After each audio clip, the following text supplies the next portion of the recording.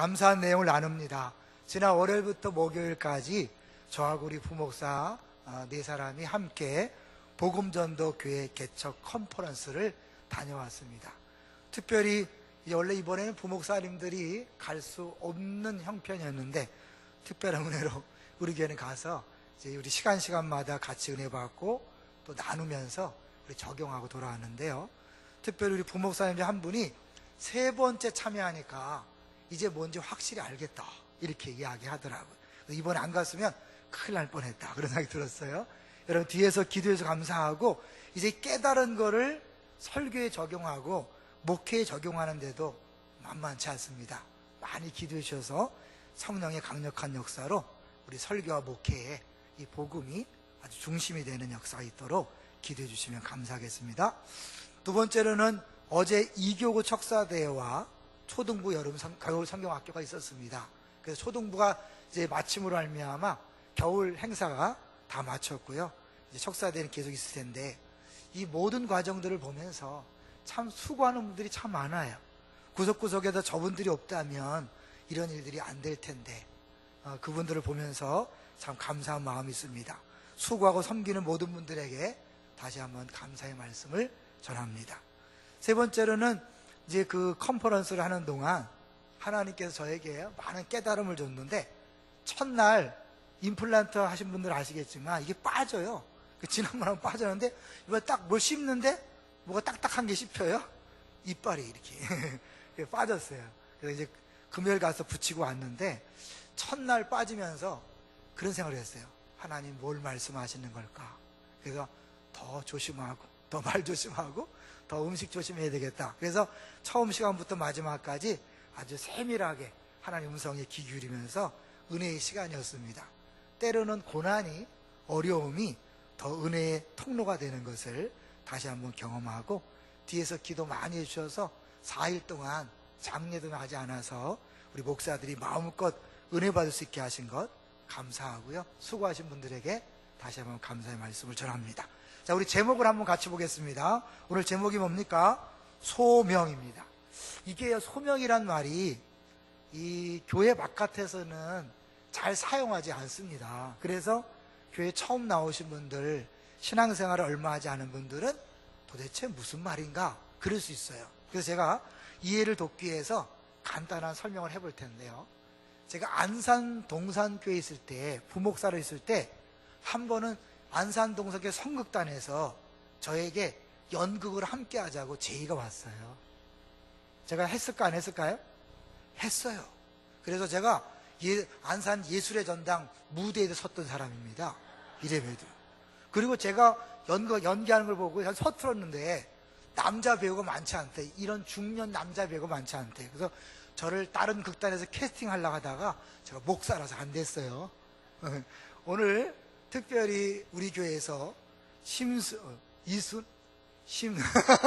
이슬과 심순에 아주 재밌더라고요. 제가 이렇게 보니까 거기에 이제 신앙적인 내용들을 집어넣어서 아주 재밌게 잘하고 특별히 배역들 캐스팅을 잘했어요. 특별히 이번 전문가인 박모 집사님이 드디어 그 멋진 음성으로 전체를 이렇게 장식하는 걸 보면서 참 기대가 많이 됩니다. 꼭 참여하시고요. 제가 이렇게 안산 동산교 부목사 때 극단에 부름받은 것, 이게 바로 소명이에요. 만약에 나라에서 장관을 해주십시오, 총리를 해주십시오 라고 이렇게 전화를 받았다면 그것도 소명인 거예요. 근데 이제 보통 그런 건 소명이라는 말을 쓰지 않고 하나님이 우리를 불렀을 때 그걸 보통 소명을 씁니다. 그래서 사실은 연극단에서 부르거나 나라에서 부르는 거나 하나님께서 부르는 건 똑같은데 다만 하나님이 부르심을 소명이라고 그렇게 말하는 거죠. 이해되시죠? 오늘 소명에 대해서 하는데요. 2주 전에 은사에 대해서 설교하고 나니까 이 설교자의 의도와 상관없이 엉뚱한 곳에서 문제가 발생한 게 뭐냐면 은사는 잘하는 것이다 그랬더니 많은 사람들이 나 잘하지 않는데 나 지금 잘못 와 있는 거 아니야? 이런 얘기를 하더라는 거죠. 여러분 그게 핵심은 아니었어요. 사실은 잘하고 못하고 그것보다 더 중요한 게 있는데 바로 소명의 문제입니다. 그래서 묻습니다. 여러분 소명이 먼저일까요? 은사가 먼저일까요? 어때요? 소명이 먼저예요. 은사는 성령님께서 예수 믿는 사람에게 자기에게 필요한, 공동체에 필요한 것들을 나눠주는 거라면, 소명은 예수 믿거나 안 믿거나 태어나기 이전에 하나님께서 우리를 계획하신 그 부름을 얘기하는 거예요. 그래서 오늘 본문을 보면 예레미야 소명을 이렇게 이야기하는데요, 이걸 통하여 우리에게 주어진 소명이 얼마나 대단한 것인가를 한번 생각해 보려고 합니다. 먼저 5절을 보시죠. 자, 5절 같이 읽어보겠습니다. 시작. 내가 너를 모태에 짓기 전에 너를 알았고, 내가 배에서 나오기 전에 너를 성별하였고, 너를 여러 나라의 선지자로 세웠노라 하시기로. 너를 모태에 짓기 전에, 이 말은 뭐예요? 엄마의 뱃속에서 잉태하기 전이라는 거죠. 엄마 뱃속에 임신하기 전에 이미 하나님이 예레미야를 선지자로 세웠다는 거예요. 그럼 언제일까요? 엄마 아빠가 결혼할 때요? 아니죠. 이거는 영원전, 창세전이라고 그렇게 이야기하는 거죠. 또 내가 배에서 나오기 전에, 배에서 나온 후라면 말하는 거, 행동하는 거 보면서 아, 싹수가 파랗구나, 저는 좀 쓸만하네. 그래서 하나님이 딱 택한 게 아니라 그렇게 말이나 행동 이런 것을 하기 전에, 우리의 조건과 능력을 보기 전에 하나님께서 먼저 택하시고, 사실 우리 엄마 뱃속에서 우리를 그런 사람으로 만들어 갔다는 거예요. 우리가 태교를 열심히 하잖아요. 그 태교조차도 하나님 계획 속에 있다는 걸 아셔야 돼요. 좀 우스운 얘기지만요, 우리 아들이 예찬인데 저하고 우리 아내는 애가 태어나기 바로 그 순간까지 딸인 줄 알았어요. 왜냐면 의사가 딸이라 그래갖고 계속 배에다 대고 아름다운 딸이 되게 해주세요 기도했어요. 근데 태어나니까 아들이더라고요. 깜짝 놀라서 바뀐 게 아닌가. 근데 우리 아들 맞더라고요. 그러니까 여러분, 내가 잘못 기도했다고 그러면 딸로 변했을까요? 아닌 거예요. 하나님께서 이미 작정하시고, 하나님께서 우리들 한 사람 한 사람을 계획한 다음에 우리에게 맞는 엄마와 아빠를 주시고, 그런 환경과 경험과 출생 배경 내지는 자랑 성장 배경을 준 거예요. 그래서 사실 우리들이, 많은 사람들이 부모를 원망하고, 옛날에 나를 힘들게 했던 누구를 원망하고 출생 배경을 숨기고 그러잖아요. 이 사실을 알면 숨길 필요가 없는 거예요. 왜? 하나님은 나를 사용하시기 위해서, 나를 불러서 쓰시기 위해서 엄마와 아빠를 고르신 거예요. 그리고 태어나는 시간, 환경, 일반 사회에서는 사주팔자라고 하는데, 그 태어난 일시와 환경과 장소와 배경과 가족들 구성원, 내 경험, 초등학교, 중학교, 고등학교, 이 모든 것들이 우연이 아니라 하나님이 나를 쓰시기 위해서 필요한 것들을 채우시는 과정인 거예요. 이 사실이 믿어지면 과거로부터 자유케 되는 거예요. 사람은요, 미래에 대해서는 두려워합니다. 그리고 과거에 매여 있는 사람은 자꾸 화가 나는 거예요. 원망하고 분노하는 거예요. 그래서 그 원망과 분노의 에너지를 많이 빼앗겨서 현실에 집중하지 못하는 거예요. 그러니까 사실 현실을 만족한 삶을 못 사는 거죠.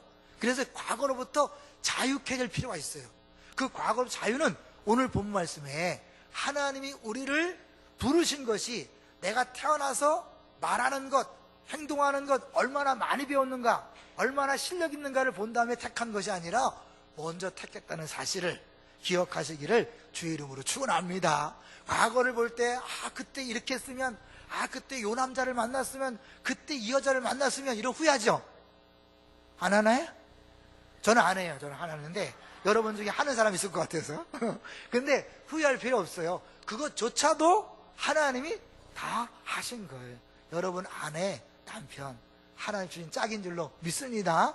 내가 뭐 불장난으로 만난 게 아니라는 사실을 기억하세요. 그래서 하나님이 그 모든 것을 했다는 사실을 기억한다면, 내가 똑똑해서 잘 선택하고 내가 못나서 잘못 선택한 것이 아니라 그 모든 선택과 경험과 과정도 다 주님께서 하셨구나. 그래서 은혜라고 말하는 거예요. 내가 했다면 내 공로지만 하나님이 하셨구나. 그래서 나의 나된 것은 하나님 은혜라고 바울이 이야기하는 거예요. 바울은요, 예수 만나기 전까지는 몹시 심한 핍박자였어요. 자기가 성경에 고백하기를, 내가 다른 조상들보다도 더 장로들의 전통에 더 열심히 해서 예수 핍박한 일에 앞장섰다. 그런데 바울은 고백하기를 나를 모태 전에 하나님이 택하셔서 이방인의 사도로 선택했다. 그렇게 말하고 있는 거예요.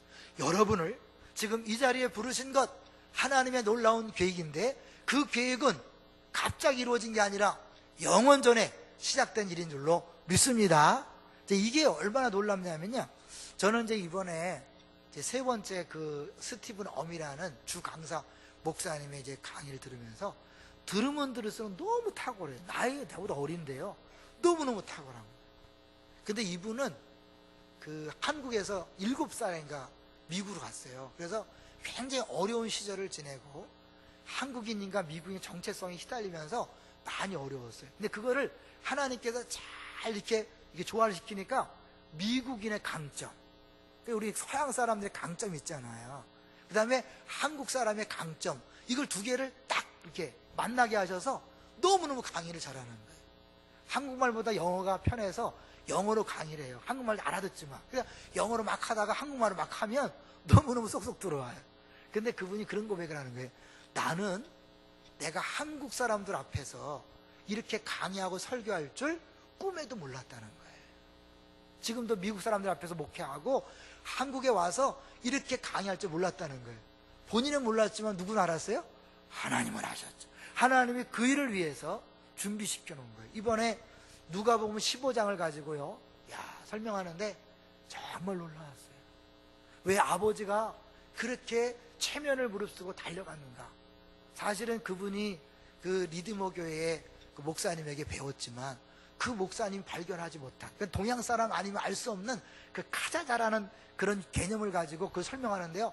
이야, 모든 사람이 다 이야, 거기 모인 목사들이야 좀 내놓으라는 목사들인데도 다 이야 했어요. 그게 한국 전형적인 한국의 심성과 그 미국의 정서를 짬뽕했을 때 그 어마어마한 실력으로 나타나는 걸 볼 수 있어요. 이게 누가 하신 일이에요?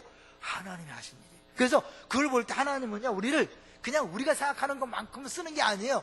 우리가 생각하는 이상으로 놀라운 계획을 갖고 있어요. 그게 바로 10절이에요. 자, 예레미야를 모태에 짓기 전에 선택했는데 10절 뭐에 쓰시려고? 10절을 보겠습니다. 같이 10절 읽어봅니다. 시작. 보라,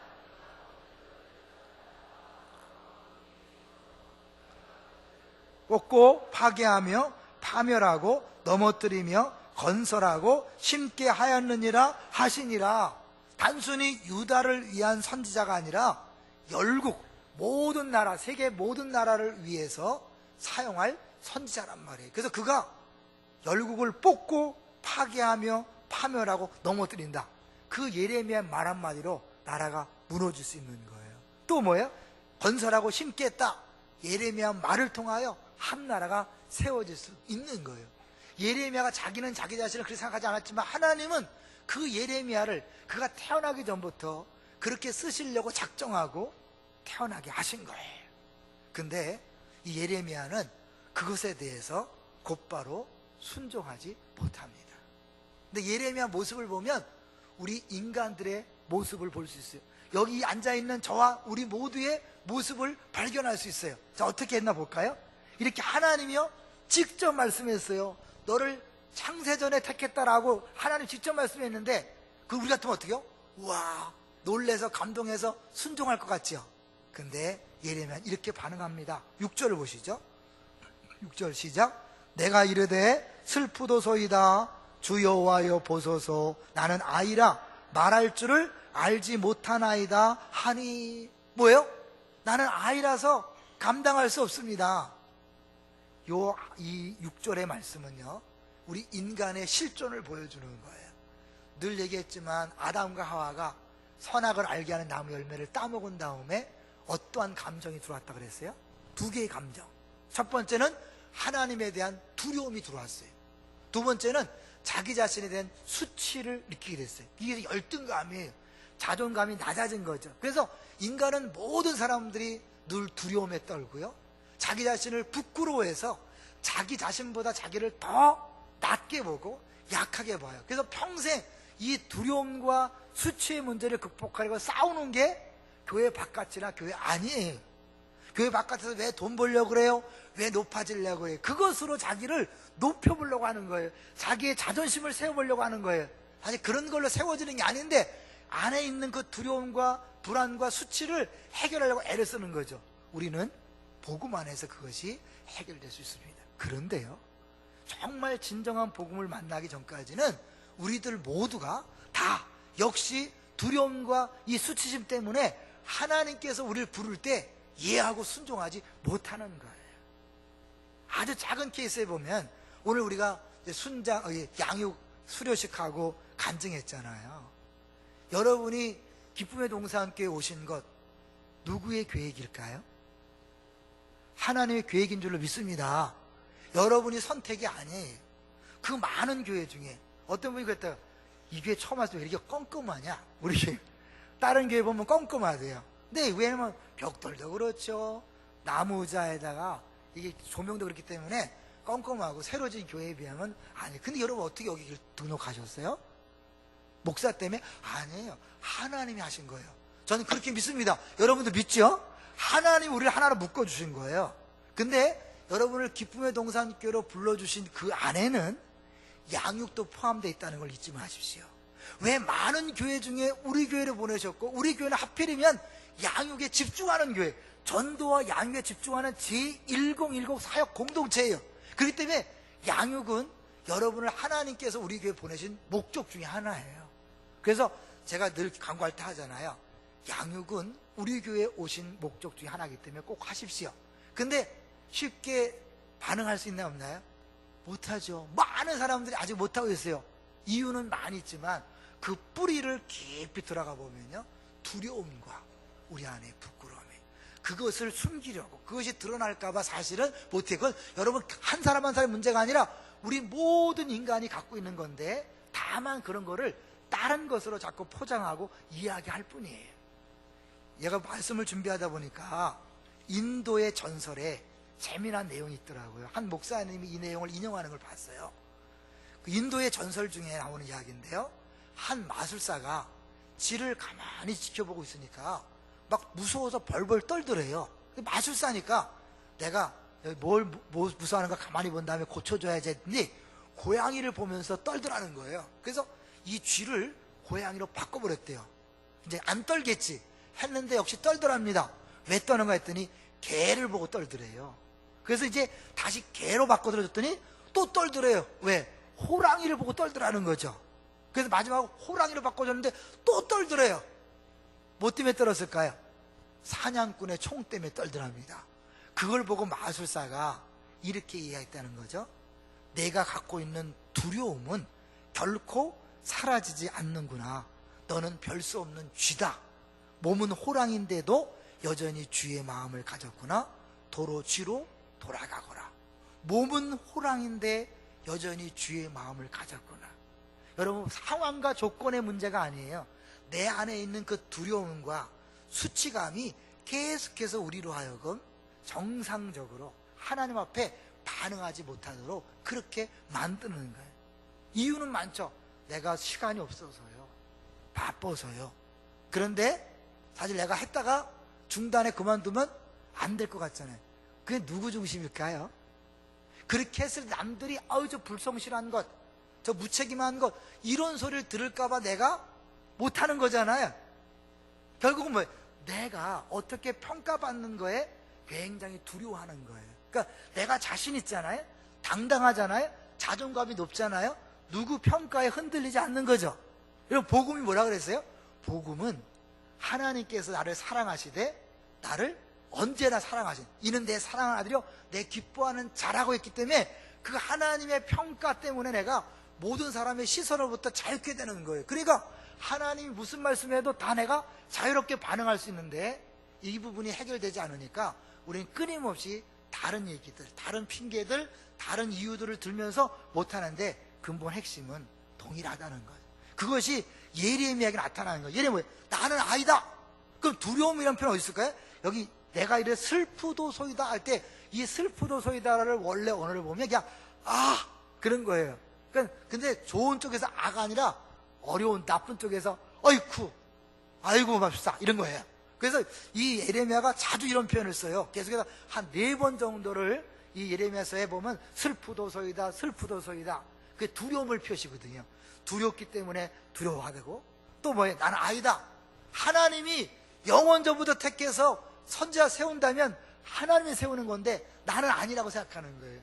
우리 중에 많은 사람들이 지금도 직분을 가지고 일하면서 교사로, 순장으로 수고하면서 끊임없이 반복되는 감정이 뭐냐면, 아닌 거 아니야? 나 잘못 와 있는 거 아니야? 그만둬야 되는 거 아니야? 그 근거가 뭡니까? 다 자기가 자기를 생각하는 근거를 가지고 하는 거예요. 하나님 그렇게 말하지 않는데 내가 나를 자꾸 그렇게 보는 거예요. 사실 예레미야가요, 이렇게 반응하는 게 충분한 이유가 있었어요. 왜냐하면 이 예레미야가 사역할 그 당시는 굉장히 어려운 때예요. 언제냐면 이제 유다가 586 다 팔렸다는데 BC 586년에 멸망하기 직전부터 멸망한 다음이 그의 사역 기간이에요. 그러니까 이 멸망하기 직전이기 때문에 하나님 뭘 전하고 했냐면, 너희들 죄 때문에 이제 망한다, 바벨론 끌려간다. 백성 듣고 싶은 메시지가 뭐예요? 편안하다, 괜찮다, 소망 있다, 살아날 수 있다, 이런 메시지를 듣고 싶은데 예레미야는 뭐예요? 너희들 망한다, 끝났다. 더구나 뭐 히드기 형한테 바벨론에게 항복해라, 싸우지 말고 항복해라. 그러니까 그들이 볼 때는 이 반민족주의자, 친 바벨론파 이렇게 되는 거예요.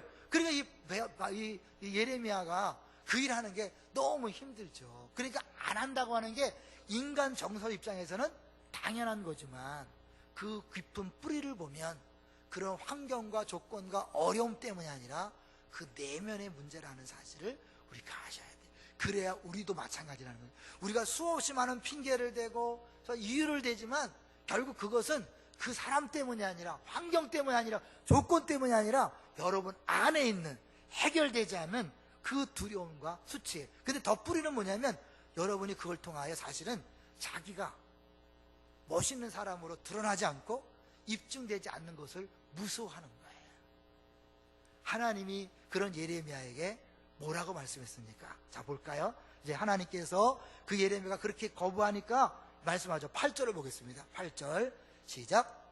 너는 그들 때문에 두려워하지 말라. 내가 너와 함께하여 너를 구원하리라. 나 여호와의 말이니라 하시고, 그 두려워하는 걸 아는 거예요. 그러니까 뭐예요? 두려워하지 말라. 전에도 말씀드렸지만 하나님은요, 우리 두려워하는 걸 다 아셔요. 그래서 두려운 것 자체에 대해서 뭐 무시하지 않은 거지 하고, 두려워하지 말라. 왜? 이유를 얘기하죠. 내가 너와 함께 하겠다. 네가 두려워하는 거 분명히 알고 상황이 어려운 거 알지만 내가 너와 함께해서 내가 너를 구원해 주겠다라고 그렇게 말씀하는 거예요. 여러분, 한 번 더 나오는데요, 잠깐 19절로 가보세요. 19절 같은 본문인데 1장 19절 보세요. 같이 읽어봅니다. 시작. 그들이 너를 치나 너를 이기지 못하리니 이는 내가 너와 함께하여 너를 구원할 것임이니라. 여호와의 말이니라. 이 함께 한다는 게 뭘까요? 여러분, 함께 가셔서 감시하고 잘하나 못하나 보는 게 아니잖아요. 함께 한다는 것은 뭐냐면 하나님이 친히 일하신다는 거예요. 그러니까 하나님이 친히 일하신다는 사실을 기억하고 두려워하지 말라는 거죠. 그래서 우리 7절을 보세요. 하나님이 함께 하시기 때문에 네가 걱정할 일이 아니다. 7절 시작. 여호와께서 내게 이르시되 너는 아이라 말하지 말고 내가 너를 누구에게 보내든지 너는 가며 내가 내게 무엇을 명령하든지 너는 말할지니라. 내가 어떻게 하면 잘할까? 이런 게 아니에요. 대부분의 사람들이 무슨 일을 맡기면요, 두려워서 못하는 이유가 뭐냐면, 내가 과연 잘할 수 있을까? 한 번도 안 해봤는데 남들이 뭐라고 말할까? 이런 것들이 마음 깊은 곳에 있는 거예요. 그래서 안 해본 건 안 하려고 그래. 자신 없는 건 안 하려고 그래. 근데 신앙생활은 그게 아니잖아요. 왜냐면 신앙생활은 예수님을 주로 모시는 거잖아요. 동의하십니까? 그분이 주인이라는 것은 그분의 명령은 다 해야 되는 거예요. 그래서 신앙생활의 제일 나쁜 말이 뭐냐면, 주님 안 돼요. 옛날에 개그 콘서트 있었죠. 안 돼요 그랬는데, 주님 안 돼요가 제일 나쁜 말이에요. 왜? 주님이라고 부르지 말든지. 주님을 불렀으면 100% 순종해야죠. 근데 우리가 순종하지 못하는 이유는 알게 보면 내 안에 있는 그 두려움. 왜? 내가 잘할 수 없는데, 나는 부족한데 주님이 아시고 내가 너와 함께 한다. 세상 나라 왕들은요, 사신을 보낼 때 사신만 보내요. 네가 가서 잘하고 와. 그리고 나서 결과만 보잖아요. 근데 하나님은 우리만 보내는 게 아니에요. 함께 간다니까요. 애가요, 물을 들을 때 무거우면 애 혼자 들게 합니까? 부모가 같이 듭니까? 같이 들면 결국 누가 드는 거예요? 그건 부모가 드는 거예요. 그렇지만 애가 잡고 있는 건 내가 들고 간다? 이렇게 폼 잡는 거예요. 하나님이 다 하실 거지만 우리에게 그 하나님이 일을 하는 기쁨을 주는 거예요. 그 결과로 한 기쁨을 맛보게 하시려고 우리를 보내시고 부르시는 것이지, 네가 하고 네가 책임져라, 그게 아니라니까요. 하나님이 함께 한다는 것은 그분이 대신 말하시고 대신 행동한다는 걸 약속하는 거예요. 그래서 구절을 보세요. 구절을 보시면 같이 읽어볼까요? 시작. 여호와께서 그의 손을 내밀어 내 입에 대시며 여호와께서 내게 이르시되 보라, 내가 내 말을 내 입에 두었노라. 하나님께서, 하나님 말씀을 내 입에 놓았기 때문에 내가 말하는 게 아니에요. 하나님 말씀이 나가는 거예요. 그렇기 때문에 그 말씀에 능력이 있어서 나라들이 망하기도 하고 나라가 세워지기도 하는 어마어마한 일이 벌어지는 거예요. 여러분, 시시한 존재가 아니에요. 엄청난 존재예요. 다만 내가 내 안의 두려움과 그 열등감, 수치심 때문에 못할 뿐이에요. 자, 근데 하나님께서 우리와 함께 하시되 이게 어디까지 가냐면요, 예수님께서 이 땅에 오셨을 때 그 이름을 뭐라 그랬죠? 예수라 하고 또 다음에 보면 임마누엘이 하는 뜻이 뭐라 그랬어요? 하나님이 우리와 함께 하신다. 이 임마누엘이, 예수님이 이 땅에 오신 건 뭐예요? 하나님 우리와 함께 한다는 표시예요. 실제로 하나님 왔어요. 근데 하나님이 다시 33년 동안 사시다가 죽으시고 부활했어요. 그게 끝났나요? 아니잖아요. 그 하나님 예수님이 성령님을 보내주셔서 성령 하나님이 우리 안에 와 계신 줄로 믿습니다. 내가 너와 손잡고 가는 것도 아니에요.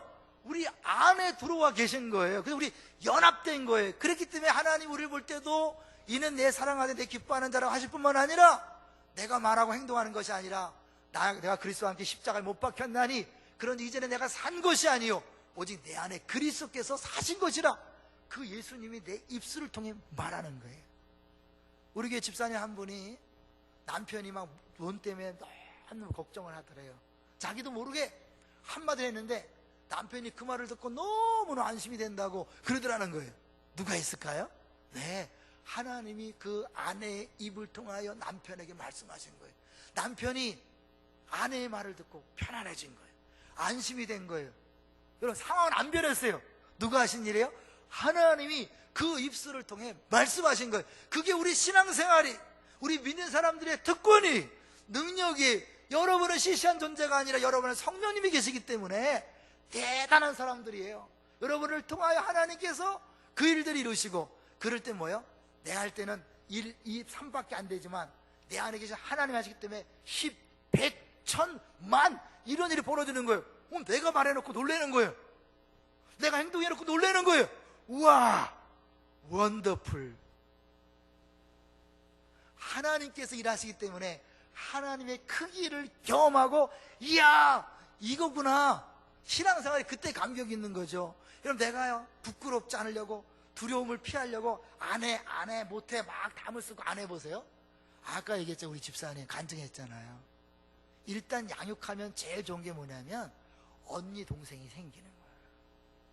교회 와서 나는 교회가 아는 사람이 없고, 그죠? 여러분, 양육해보세요. 1단계, 2단계, 3단계, 4단계 계속해서 믿음의 동기들을 가족으로 만나세요. 교회만 아는 사람이 많아져요. 그리고 양육해보면 여러분 정말 온전한 자유와 회복이 뭔지를 경험하게 돼요. 간증을 한번 들어보세요. 근데 그분들 대부분이 뭐냐면 처음에 안 하려고 그랬다는 거예요. 뭐 시시하게 생각하고 난 다 배웠으니까, 나는 그거 체질이 안 맞으니까 여러 가지 얘기죠. 그 속을 들였다 보면 역시 다 안에 있는 두려움과 그런 거예요. 여러분, 내가 그게 없다면, 그래, 하나님이 기쁨의 동산교회를 보내셨다면 나는 이 안에 있는 프로그램도 나에게 주신 것이고 나의 유익을 주신 것이니까 한번 해보자, 이렇게 하는 거예요. 했을 때, 졸업할 때, 이거구나 되는 거예요. 제가 말씀을 준비하면서 제 생각을 해봤어요. 제가 지금 이 기쁨의 동산교회 담임 목사로 여기 있잖아요. 저 처음에 안 하려고 그랬었어요. 안산 동산교회가 여기와 학교 두 군데서 예배를 드리다가 광림교회가 다 준비해놨던 그 땅을 하나님께서 이 추첨을 통해서 주신 다음에 세 군데에서 예배 드릴 수 없으니까 여기를 어떻게 할까? 팔자니 그건 말도 안 되고, 그래서 선교센터를 쓸까 하다가 큰 습비전 분립개척을 하자. 당시 제가 서열 1번이었기 때문에 저에게 제안이 들어온 거예요. 근데 제가 처음에는 하고 싶지 않았어요. 왜냐하면 내 안에 알지 못하는 두려움이 있었어요. 여러분 생각해 보세요. 원하는 사람 가라 그러는데 김민중 목사님하고 수십 년 함께하고 그 엄청난 파워 밑에서 신앙대한 사람이 저한테 오겠어요, 안 오겠어요? 안 올 것 같아요. 그리고 여기는 소위 말하는 김민중 목사님 나와버리잖아요. 이게 내가 이 상대가 안 되는 거예요. 상대적으로 나는 아이다, 나는 부족하다는 느낌이 있는 거죠.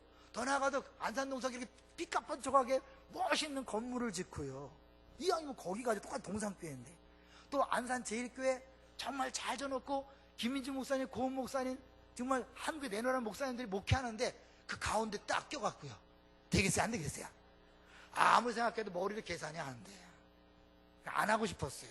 명분은 뭐냐면 내 비전과 달라요. 나는 원래 처음부터 하나님 앞에 기도하기를, 한 교회 가서 30년 담임 목회하는 게 내 비전이었어요. 이렇게 얘기하면서 안 했었어요. 근데 하나님이 강권적으로 은혜에 붙들어서 저를 하여금 일단 주저앉게 하고 이것을 맡기로 하고 순종해서 여기까지 왔는데, 제가 지금 후회할까요? 기뻐할까요? 기뻐하죠. 이게 저 혼자만의 기쁨이 우리 모두의 기쁨이잖아요. 그러니까 아까 얘기했지만 예레미야는 개인의 문제가 아니에요. 유다만의 선지자가 아니에요. 온 세계 열방의 선지자예요. 저 하나만의 결정이 아니라 여러분 모두를 위해 하나님의 기쁨의 동산교회를 세우기로 계획하신 거예요. 내가 안산동산교회에서 뭐 좀 똘똘하게 하니까 하나님이 갑자기 마음을 바꿔서 저놈 써볼만 하네, 이렇게 하신 게 아니에요. 영원전에 계획한 거예요. 그렇다면 뭐예요? 여러분도 영원전에 계획한 줄로 믿습니다. 여기까지 오는 과정 속에 있는 아픔과 고통 다 잊어버리세요.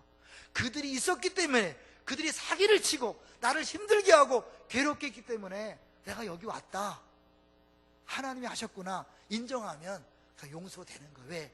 그 사람들은 더 좋은 통로로 쓰임받을 수 있었는데 나를 이곳에 보내려고 그렇게 나쁜 통로로 쓰임받았구나, 불쌍하다, 긍휼히 여기는 거죠. 여러분 부모님도 그렇게 불쌍히 여기시고, 여러분을 힘들게 했던 누구누구도 불쌍히 여기세요. 그럴 때 자유케 되는 거죠. 하나님께서요 저를 이렇게 기쁜 동산에 세워 두고두고 너무 감사한 거 있죠. 제가 만약 제 뜻대로 일반 교회 갔다면요 아마 죽었을 것 같아요. 목회를 하면 할수록요 이 교회가요 만만치 않아요. 담임 목회 만만치 않아요.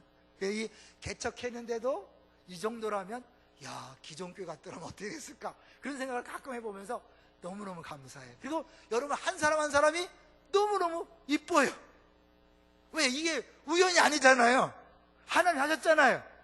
조금 뭐 좀 마음에 조금 더 들고 또 들 수 있죠. 그건 내 기준이잖아요. 하나님께서 우리 교회를 위해서 다 필요해서 주신 줄로 믿습니다. 여러분도 그렇게 생각하시고 그렇게 생각하고 받아주세요. 그 우리가 정말 가족으로서 정말 인상 쓰지 말고요, 좀 마음에 안 들어도, 내 마음에 안 들어도 공동체에 필요하구나, 그리고 웃으면서 대해주세요. 그래서 교회 와서 얼굴 보는 것 자체가 행복한 교회가 됐으면 좋겠어요. 가만히 생각해보세요. 여러분 왜 인상 쓰면서 신앙생활해요? 왜 싸우면서 봉사하세요? 그러려고 예수 믿었어요? 아니잖아요. 여러분 그러려고 교회 온 거 아니잖아요. 그리고 직분 맡은 게 아니잖아요. 우리가 자꾸 나도 모르게 내 안엔 두려움과 그 수치를 다른 방법으로 막 누르고 이기고 나를 입증하는 그런 걸로 해결하려고 하는 거예요. 아니에요 여러분, 그런 걸 해결하는 게 아니잖아요. 예수 그리스도로 말미암아 그분이 나를 위해 죽으시고 부활하심으로 말미암아 그 예수님이 내 안에 오심으로 말미암아 하나님이 나를 내 사랑하는 아들이요 내 기뻐하는 자를 했기 때문에 이제 우린 더 이상 다른 사람의 시선을 시선에 신경 쓸 필요가 없는 거예요. 잘한다 못한다 평가에 흔들릴 필요가 없는 거예요. 그냥 나는 뭐예요? 일꾼으로서 하면 돼요. 왜요? 주님이 말씀하시는 거고 주님 행동하는 건데 그게 사람들한테 박수 안 받으면 어떨 거예요? 인정하지 않으면 어떨 거예요? 왜? 주님이 원하시는 일인데. 할렐루야. 아직 예레미야 일은요 그렇게 좋은 일은 아니었어요. 기쁜 일은 아니었어요. 그러나 하나님은 그 예레미야를 통해서 일하셨습니다. 아니 예수님은 순종했나요? 더 나가서 모세 80세에 불렀지만 나는 입술이 둔한 자입니다, 안 갈라 그랬어요. 하나님이 화가 나서 아론을 대세우셨잖아요. 기드온 얼마나 많은 증거를 줬어요. 그래도 자꾸 버티니까 하나님이 계속해서 증거를 보여서 결국은 보냈잖아요. 하나님 그걸 하시는 거예요. 예수님은 어땠어요? 예수님 죽으러 오신 분이 할 수만 있거든 이 잔을 내게서 옮기시옵소서. 난 그걸 볼 때마다 너무 웃기는 것 같아요. 아니 죽으러 오신 분이 무슨 시작이에요, 그죠? 근데 그게 얼마큼 십자가 힘든가를 보여주고, 우리들이 매 순간 십자가를 지고 순종하는 것이 얼마나 힘든지 그분이 안다 모른다 아시는 거죠. 그래서 자기도 시험 받았은 즉 시험 받는 자들을 능히 도우시는지라. 할렐루야. 우리가 얼마나 두려워하고 얼마나 염려하고 얼마나 불안하는지 잘 아셔요. 뭐 때문에 힘들어하는지 잘 아셔요. 그리고 그 근본적인 해결책을 아시기에 그분께서 내 안에서 필요한 때에 말씀을 주시고 필요한 때에 할 행동을 주셔서 그게 하게 한 다음에, 와, 내가 알지 못했던 이 놀라운 세계, 내가 어떻게 감히 이런 일을 하지, 내가 감히 어떻게 이렇게 쓰임받지, 그러면서 기쁨을 맛보는 거예요. 이제 말씀을 한번 정리해 보려고 하는데요, 이재순 사모님이요, 김민주 목사님 사모님이거든요. 몇 년 전에 책을 썼는데 제목이 이 기쁨 주시려고요. 김민주 목사님은 막 앞으로 막 그러는데 사모님 뒤에 땡기는 스타일이에요. 여보 한 번만 더, 한 번만 더. 그래서 그 두 분이 조화를 이루어서 그 목회가 된 거예요. 서로 다르기 때문에. 그러니까 부부는 달라야 되는 거잖아요. 그 땡기는데 사모님은 자기의 약점을 아는 거예요. 나는 이렇게 조심하고 한 번 더 생각하고 그렇기 때문에 때로 결정이 늦을 수 있다는 거죠. 근데 이제 일기생수회강 때 전혀 한 번도 안 해본 그 모임에 사모님을 초대한 거죠. 왜냐하면 이제 청년부에서 그 사실은 전략적으로 초대를 한 거예요. 근데 사모님이 한 번도 안 가본 일이지만 그냥 그 청년들을 보호한다는 차원에서 그래서 같이 갔어요. 근데 가서 보니까 너무너무 좋은 거예요. 그러면서 나중에 내가 이 일에 순종하길 너무 잘했다 그러면서 이 기쁨 주시려고 하나님이 나를 불러주셨구나. 그러면서 그 책의 핵심 내용이 그거예요. 하나님이 혼자 다 하실 수 있어요. 그분의 능력은 돌로도 사람들 만들고 다 할 수 있어요. 나귀를 통해 말씀하실 수 있어요. 그런데도 왜 우리를 부르셨을까요? 영원 전부터 우리를 부르셔서 우리로 하여금 이 기쁨 맛보게 하시려고, 이 감사 감격 맛보게 하시려고 우리를 불러주신 거예요. 여러분 도망가고 안 하고 피하고 그런다고 기쁜가요? 아니에요. 그렇게 신앙생활 하면 할수록 자꾸 뭐요? 처음엔 괜찮지만 2년 되고 3년 되고 5년 되면서 자꾸 교회가 낯설어져요. 남의 교회 같아요. 남들은 막 기뻐하고 즐거워하고 행복해 하는데 왠지 낯설어져요. 남들이 좋아하는 게 더 신경질 나요. 더 화가 나요. 그렇지요? 안 그런가요? 빨리 하나님께서 부르실 때 순종하세요. 그래, 죽이려면 죽여라. 한번 가보자. 여러분 십자가는 죽는 거잖아요. 순종했을 때 결론은 분명합니다. 이 기쁨 주시라고. 하나님이 이 일을 위해 나를 이 땅에 태어나게 하셨고, 그런 부모를 만나게 하셨고, 그런 아픔 있게 하셨고, 그 모든 상처를 주셨고, 그래서 일하게 하시려고 그랬구나. 거기서 감사와 감격이 있으면서 모든 인생이 팍 풀어지는 거죠. 그 아픔과 고통이 치유된 상처는 자산이란 말이 바로 이거구나. 내 아픔과 고통이 우연이 아니라 하나님의 계획이었구나. 할렐루야. 우리 모두에게 주어진 복입니다. 여러분 순종했을 때 주어지는 복입니다. 순종하세요. 응답하세요. 여러분이 하는 게 아니라 주님이 하십니다. 주님이 함께 하셔서 다 하십니다. 그리고 기쁨은, 만족은, 행복은 나에게 누리게 하시는 것, 그것이 주님이 하시는 방법입니다. 할렐루야.